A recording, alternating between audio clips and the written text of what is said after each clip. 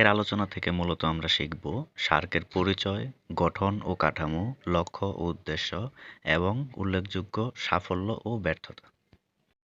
আলোচনায় রয়েছে যথারীতি আমি Mohammad Kamrul Hasan. SAARC, south Asian association for regional cooperation, বাংলায় দক্ষিণ এশীয় আঞ্চলিক সহযোগিতা সংস্থা। এর সচিবালয় নেপালের কাঠমান্ডু অবস্থিত এবং সদস্য দেশগুলো হলো বাংলাদেশ, ভারত, পাকিস্তান, শ্রীলঙ্কা, মালদ্বীপ, নেপাল, ভুটান এবং আফগানিস্তান। প্রতিষ্ঠাকালীন সদস্য সংখ্যা ছিল 7টি। পরবর্তী সময়ে 2007 সালে আফগানিস্তানের সর্বশেষ এবং 8 নম্বর সদস্য হিসেবে অন্তর্ভুক্ত হয়। এটি মূলত দ্বিতীয় বিশ্বযুদ্ধের পরবর্তী সময়ে 1977 সালে বাংলাদেশের তৎকালীন রাষ্ট্রপতি জিয়াউর রহমানের উদ্যোগে গঠিত হয়। 1980 সালে ওয়ার্কিং পেপার তৈরি করা হয় এবং ওই একই বছরে সদস্য রাষ্ট্রের পররাষ্ট্র সচিব ও মন্ত্রী পর্যায়ের একটি বৈঠকের মাধ্যমে গঠনের চূড়ান্ত সিদ্ধান্ত গৃহীত হয়। আর এভাবেই 1985 সালের 8ই ডিসেম্বর ঢাকা ঘোষণার মাধ্যমে সার্ক গঠিত হয়, যার প্রথম জেনারেল সেক্রেটারি ছিলেন বাংলাদেশের আবুল হাসান এবং বর্তমানে 14তম জেনারেল সেক্রেটারি নেপালের আল রোয়ান উয়েরাকুন। এবারে মূলনীতি।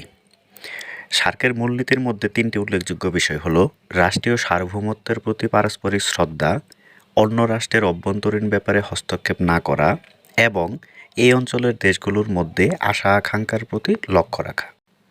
কাঠামো। সার্কের কাঠামো মূলত 5টি স্তরে বিভক্ত।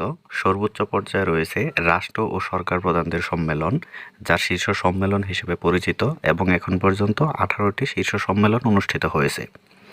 2. পররাষ্ট্রমন্ত্রীদের সম্মেলন। 3. স্ট্যান্ডিং কমিটি, এবং এই কমিটি সার্কের সার্বিক তত্ত্বাবধান ও সমন্বয় সাধন করে থাকে। 4. টেকনিক্যাল কমিটি এবং 5. সার্ক সচিবালয়। লক্ষ্য ও উদ্দেশ্য। প্রতিষ্ঠালগ্ন থেকেই সার্ক মূলত 8টি উদ্দেশ্য নিয়ে পরিচালিত হচ্ছে, যেগুলো নিম্নরূপ: সমঝোতা ও পারস্পরিক আস্থা অর্জন, যৌথভাবে পরিকল্পনা প্রণয়ন ও বাস্তবায়ন, স্বয়ংসম্পূর্ণতা অর্জন, জীবনযাত্রার মান উন্নয়ন, আন্তর্জাতিক ক্ষেত্রে পারস্পরিক সহযোগিতা, সার্বভৌমত্ব ও সংহতি বিধান, পারস্পরিক সহযোগিতা বৃদ্ধি এবং অন্যান্য সংস্থার সাথে সহযোগিতার সম্পর্ক বজায় রাখা। এ পর্যায়ে সার্কের সফলতা। সার্কের উল্লেখযোগ্য সফলতাগুলোর মধ্যে রয়েছে প্রাতিষ্ঠানিক কাঠামো অর্থাৎ স্থায়ী সচিবালয় তৈরি, সদস্য রাষ্ট্রসমূহের মধ্যে বাণিজ্যিক সুবিধা বৃদ্ধি। এখানে মূলত 2টি চুক্তি অনেকটাই সহযোগিতা করেছে, সাপটা এবং সাপটা।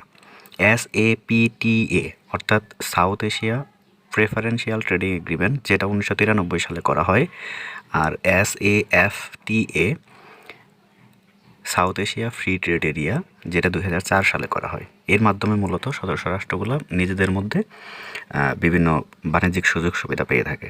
কৃষি ও খাদ্য নিরাপত্তা মজুদের জন্য কৃষি তথ্য কেন্দ্র ঢাকায় স্থাপন, সার্ক ফুড সিকিউরিটি গঠন, মাদক ও চোরাচালান নিয়ন্ত্রণে সকলের ঐক্যমত হওয়া, যোগাযোগ ব্যবস্থা ত্বরান্বিত করতে এশিয়ান হাইওয়ে নির্মাণে সম্মত হওয়া, সন্ত্রাস ও অপরাধ দমনের জন্য agreement on a mutual legal assistance in criminal matters চুক্তি সই, দারিদ্র্য বিমোচনে সাউথ এশিয়া ডেভেলপমেন্ট ফান্ড গঠন, শিক্ষাক্ষেত্রকে এগিয়ে নিয়ে যাওয়ার জন্য ভারতের নয়াদিল্লিতে সার্ক বিশ্ববিদ্যালয় স্থাপন এবং এক সার্ক এক ভিসা প্রস্তাব উল্লেখযোগ্য।